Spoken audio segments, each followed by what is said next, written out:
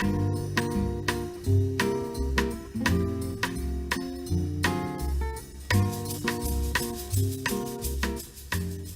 evening, Decatur, and welcome to Bridges, the call-in program dedicated to helping people solve their conflicts in peaceful, constructive manners. I'm Krista Jameson, and with me, as always, are my two lovely co-hosts and my two best friends in the whole wide world, Sally Walker and Paul Ortiz.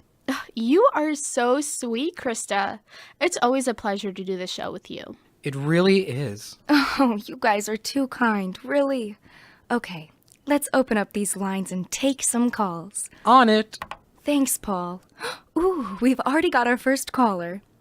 Hello, caller, you're on the air. Hi, Krista. I'm having an issue right now with my sister over our father's grand piano. He passed away recently, and in his will, he said he wanted it to be donated to his old high school. My sister, however, wants to sell the piano. She says the money from the sale would go towards our kids' college funds, but I just don't think it's right. I couldn't take that money knowing where it came from. I sense that you and your father were very close and that you loved him very deeply. I did, yes. So, I can understand you wanting to respect your father's last wishes. Now, in terms of these college funds, would you say they're at a decent place that you wouldn't really have to worry yet about being able to afford college? Oh, yes. My daughter's only 8 and my sister's kids are 5 and 3. We both work decent jobs. I don't think we need to worry too much about that right now. That's good. So I would try to explain to your sister how important it is to you to respect your father's wishes and donate the piano. And then if she has any counter-arguments, be sure to pay close attention and really absorb what she's saying to you. Don't just listen to make a retort, you know? Give her a chance to explain why she wants to sell it. Maybe there's something you don't know about the situation. Just be willing to listen, and be as understanding to her as you would want her to be to you. Does that sound doable? Yeah, I think so. Thanks, Krista. Thank you. Such a nice lady. Let's go on to our next caller. Hello, caller, you're on the air. Hey guys. So, my roommates have started getting into the habit of throwing loud get-togethers late at night, sometimes on school nights. I mean, I'm glad they're getting along and getting close. Last semester, they barely talked. But the loud parties get very disturbing when I'm trying to do my homework. What do you think I should do? Can I take this one, Krista? Sure. Thanks. I've been in that exact same situation, caller. What I would do is I would arrange a time to meet with them. Don't interrupt one of their parties to do this. Get them at a convenient time, ask them politely and gently if they wouldn't mind being a little quieter, and if that doesn't work, you could always arrange to spend the night with a friend. I mean, I know how tempting it can be sometimes to just yell at them and kick them all out of the apartment, but it really is better to approach this matter calmly and respectfully, and to be willing to make accommodations. Was that helpful? Yes. Thank you.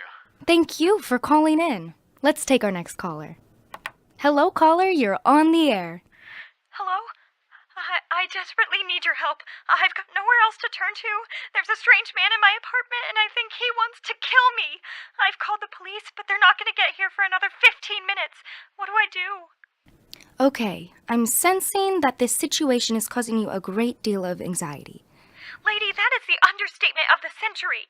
Okay, so what I'm going to need you to do is take some deep breaths. Breathe in, breathe out. I don't have time for this. There's a man walking around my apartment wielding a machete. Now, hang on a sec. There's a man in your apartment you don't know, and he's walking around with a machete.